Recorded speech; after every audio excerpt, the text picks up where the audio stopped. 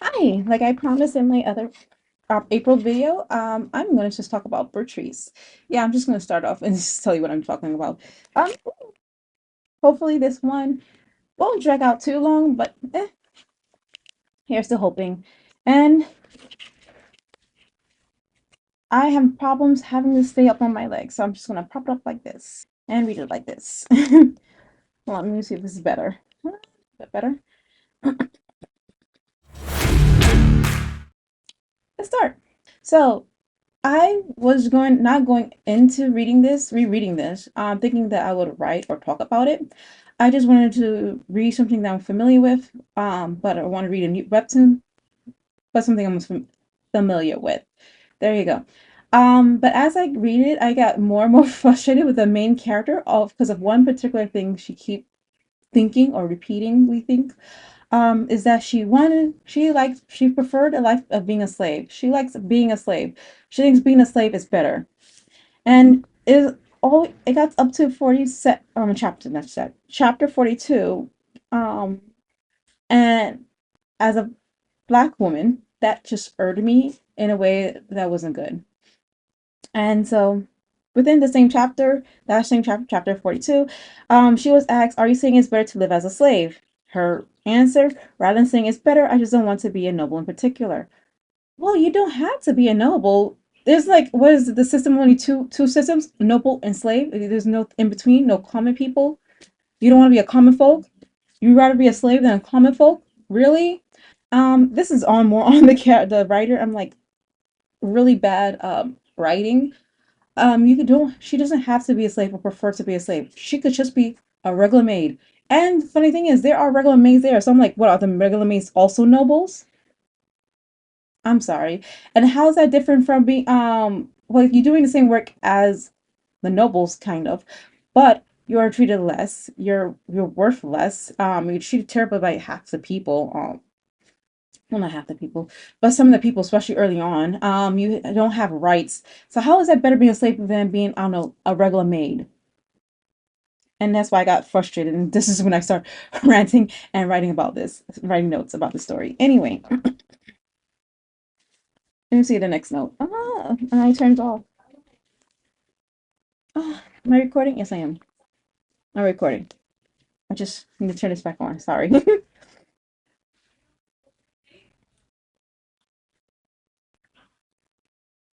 But she didn't say yes. And the reason why she didn't want to be noblewoman is because noblewomen are forced to marry whoever the families want them to.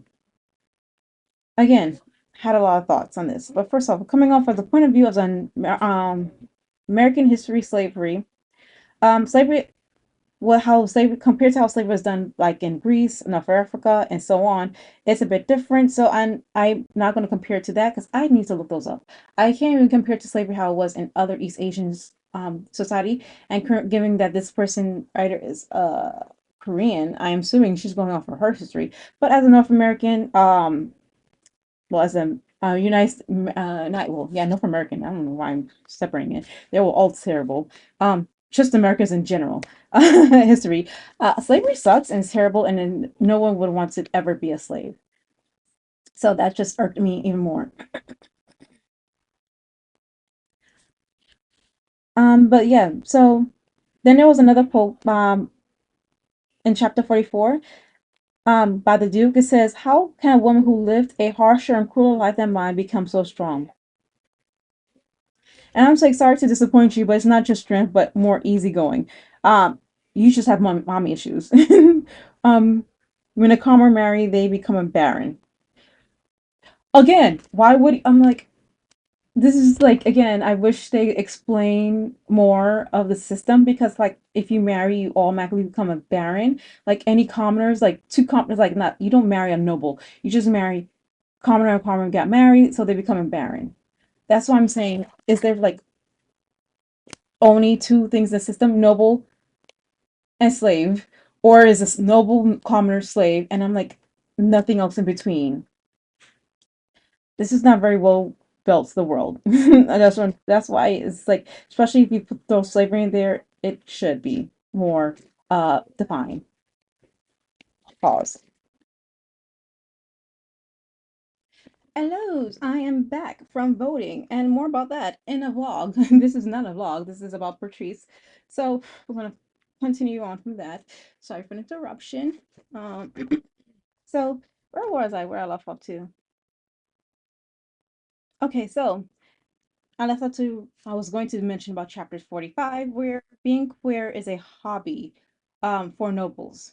Which isn't, again, because here's the thing that's really confusing, because that seems like more of a thing that happened in Eastern, because my sister did sex education in college, so that's where I learned it from, and I know like the very, very bone basic history of sex history globally, and in Asia it is commonly seen, at least in the past, queer as a hobby or a side thing, because you still have their main wife or husband while having your side piece, which could be another guy or another woman for the wife. So it's not like unusual, so that makes more sense. However, this story doesn't take place in historical Asian Korean context. No, it takes place in Western, where queerness isn't seen as if it was no what I'll take that back. If it was seen in Asian Greece, then that would also make more sense, or something along the lines. That also will somehow borderline make sense. But as it comes for like medieval, around medieval, or like even Victorian or whatever, like that around that area of Western history, Europe history. There you go. That's what I was looking for. The word I was looking for. Europe history. It makes no sense why being queer will look as a hobby, and slaves and commerce have to hide it. Well, slave and commerce should hide it regardless, but queer. I don't think nobles will take it as a hobby. So yeah, and so but it's still a no for me, especially for a Western audience. There is no world building explained properly. So yeah, again, just from the slave aspect, as I said, the world building is not really well built or well explained to me, because you have a Western historical context and you're adding your own Eastern to it. So it is a little bit of a disconnect already with the slave context too thrown into it. So I feel like this should have took place in ancient Korean history, but I feel like they're going off of like the aesthetic, European aesthetics. So again, it just rubs me off the wrong way. um, because especially if taking consideration chattel slavery. Anyway, moving on to chapter 48. Which could have been more free slave, but okay, chapter 40, wish could have wished to be a free slave, but doesn't, because she believes it is impossible. At least she has some small inkling that she could or does want to be free, but just gave up on the possibility because, again, world building or story is not very well done and thought out, especially with this context. I feel like she's starting to get it, or she got some comments back and she's starting to think about it, but it was already too late. It was already ingrained to the story and into the character. Due to her past life, always conscious of how others look at her and doesn't want that again. So grateful for life she has now. Um, by the way, she was taking again. She lived in Korea. She has a Korean context, so which makes it even worse. So I'm not sure if I should take it like, oh, because she's Korean, she thinks being a slave is okay, or it's just the writer is Korean, so she thinks slavery is not that bad. I can't tell. Because again, I wish it was better written. This areas. Also, I don't think a guy has to be gay if you don't want a woman to barge in your room. I'm not a man. I don't pretend that I know, but I still think that's a no. Like, you just don't want people in your room, because earlier with Turka, she said she doesn't want to get married, but then in chapter 53, and said if it was an option, she would. So this is why said that this character is like a flip flop now. This misunderstanding that the Duke spurred on purpose bit him back, as Chloe mistakenly thinks he likes Trigger, and but Chloe is the one who thinks it's okay to be a slave. And as a response, he acts upon his fancies and kissed her in chapter 63. So now I'm speed rolling here. It gets better eventually as it go on. She's less thinking about being a slave or how being a slave is good. As I said, I feel like it was got some kind of feedback from the audience. I have way too much here on this mic. I'm distracted. But yeah, so I can't help but think that's the case. I think because it fell down, that's where the hair came from. The fluffy part fell. Anyway, distracted. Why did I do it on the floor? My garbage right here. Oh my god, I'm so stupid. Anyway, moving on. She accepted Trigger's proposal freely, but also thank goodness that job, living as a slave, is the best thing in chapter 66. Finally. In chapter 67, she bumps into relatives being attacked by a wolf. Um, she was not hurt, but was given a book and finally got to know the truth behind her mother. Oh, yeah, so she was born out of wedlock. I believe she was raped by her father, who was the king.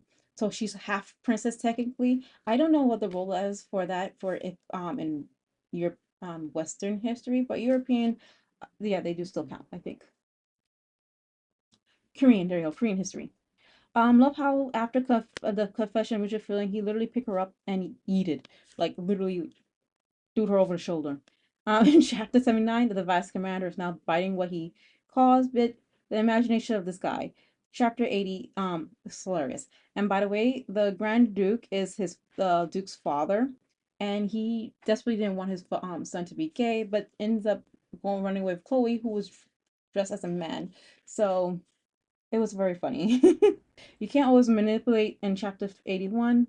You can't always manipulate and force a situation and hope it goes your way. Wanted his brother and Trigger to break up. Oh, yes. So the Grand Duke advisor, no, the Duke advisor, the one Chloe is pining after and they got together in the end, wanted to use Chloe to break up Trigger and her brother because Trigger and the commander's brother are going out. They're both gay. And yes, it's considered unacceptable, although it's a hobby because they should actually get married. To opposite sex. There you go. Chapter 90, Love, the cis energy and couple solo arc.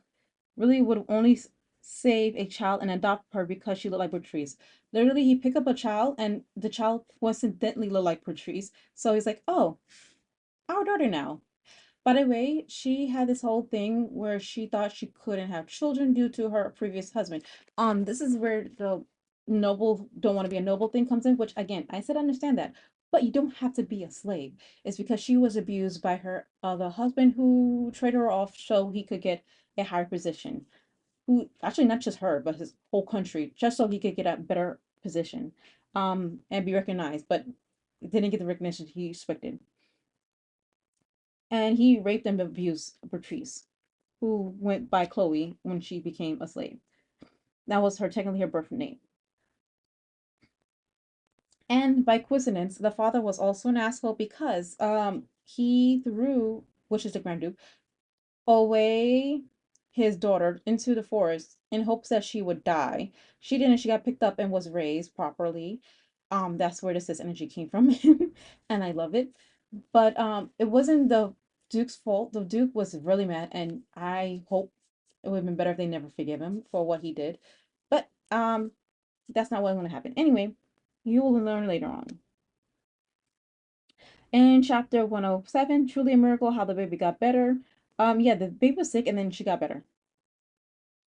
Um, the story is getting good now. This is where the story get good. Also, there is a meme that relates to chapter 108 that was hilarious. I have to go back and show that because I don't remember. We'll say I understand why Patrice forgave the Duke's father, but the sister should have made him work more for it. So yeah, the sister also forgave what the father did. Like literally left the baby. She's a baby, an infant, out to die. I understand why the mother went crazy and decided to die, and why she couldn't give the Duke love, um, which is not the same as the Grand Duke, but the Duke love because she was so afraid and it just hurt her mentality that she just went crazy and ended up dying. Well, committed suicide technically by accident. It all leads to the Grand Duke. The Grand Duke's main thing behind it, at least for the Duke's family. And chapter 101. I don't disagree. Understand the reason for bringing up old and putting it behind you when you first agreed the day he kidnapped you. Just say you don't want the name you had as a princess. Okay, yeah. So she doesn't want the Patrice name that she had as a princess, but she's still in the taking anyway. The innocent maid in chapter 115 are so cute.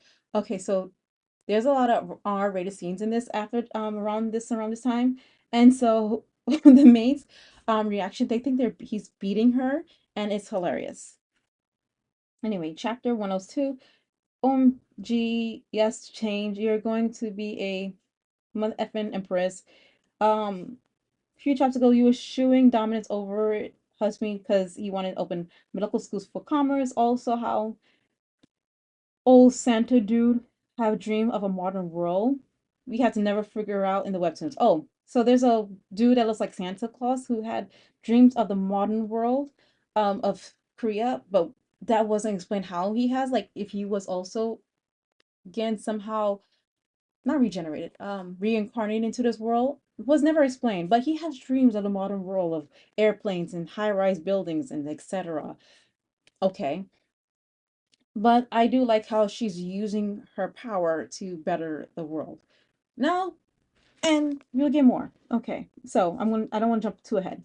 In chapter 122, before 125, he killed a woman because she wanted to be his concubine and insulted Chloe. Then he got mad at Chloe because he didn't question her, the reason being he believed that she was okay with him being a concubine, how having, sorry, a concubine or mistress. She said it's because she believed in him and had faith, and he wouldn't cheat, giving her track record. I believe his reasoning more than hers. Yeah. This girl doesn't seem like the trusting kind. I feel like she's just putting up a front. At this point, she's just lying through her teeth. Anyway, chapter 127 and 128. Glad the maid are up to date with what's really going on. Yeah, the innocent maids are finally putting it together. It's spreading the rumor or fixing the old rumor that she was being abused, which is also hilarious. Her mood swings, and also, yes, I do believe at this point she is pregnant. She was having mood swings. So yes. She has not been officially married yet, but also should be normal for her to be tired the whole day after not giving her enough rest for 2 whole weeks. Yeah, they've been going out for 2 weeks and then she wanted to rest. That is should be normal. Literally should be normal. Oh, and like, dude, lay off. Chapter 130 or 31st. What the grandchild is at a very young age of like what 3 and 4, asks for a mine, and the second of all is hilarious. That she told the mentor of the a husband before talking to her husband's father and telling him that she's pregnant.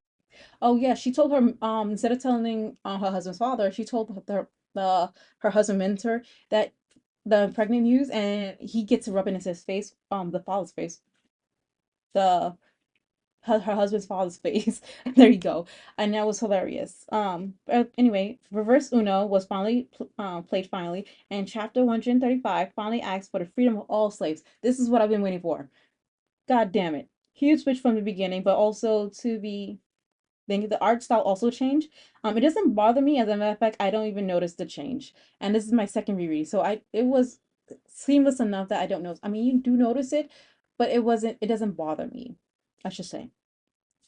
The Duke father agreed only because he could push all the problems and consequences to his son, who has to deal with it.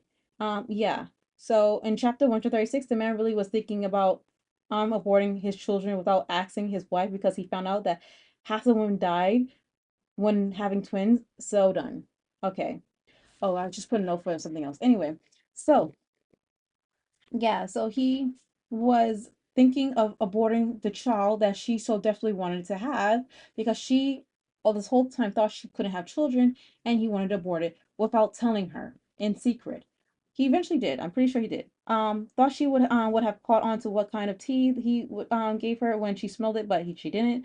She only realized when he said, "If you gave birth and die, who will tell me the things will be okay? What can I do then?" That's when she realized, oh, there's something in the tea or something, and the tea that she gave her and start questioning him. I'm kind of disappointed, but not surprised. And this happened in around chapter 137. So yeah, he literally was gonna yeet the baby out of her without telling her.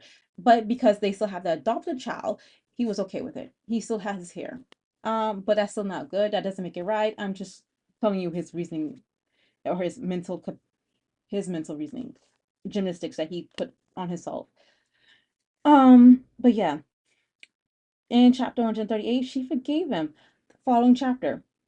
As I expect, really quickly, but at least they communicate and talked it out.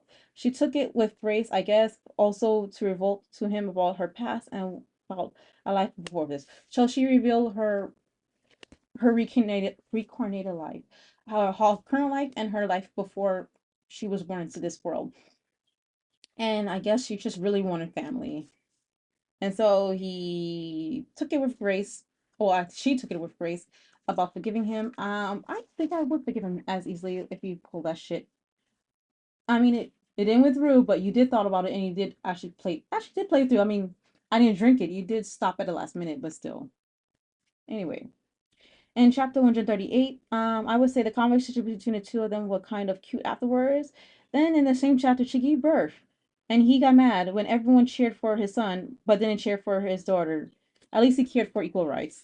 At least for his daughters. And he also said stayed up laws so his daughter won't have to suffer. So basically, he made it so that woman, either him or his father, made it so that woman, yeah, it was his father, that women could have a position because that's why they cheered because only men, and again, this is also going back to I feel like more Korean history, but also European history too, but only men could rule for a very long time. So you wanted to have a son. Daughters were considered something you trade for more power or money or something like that, depending on the parents. But he wanted women to have equal rights, which means his sister could also have a title. So she got back the old title of the family that his father destroyed. Yeah, this is why I say he shouldn't be equal so easily accepted or forgiven. I understand Beatrice forgiving him because she wasn't raised in another kingdom. She anything he did didn't really affect her. Her own family did, and her family was already gone and dead at the beginning of the story, so she had nothing to think about or forgive about her own family. But when it comes to the Duke and his sister, I feel like they should put more pressure on the father before forgiving him. He has a lot to make up for. And they did mention that he does. And I still feel like they shouldn't say they forgive him at all. They just like, well, think about it. We'll see how you act. You know? Chapter 141.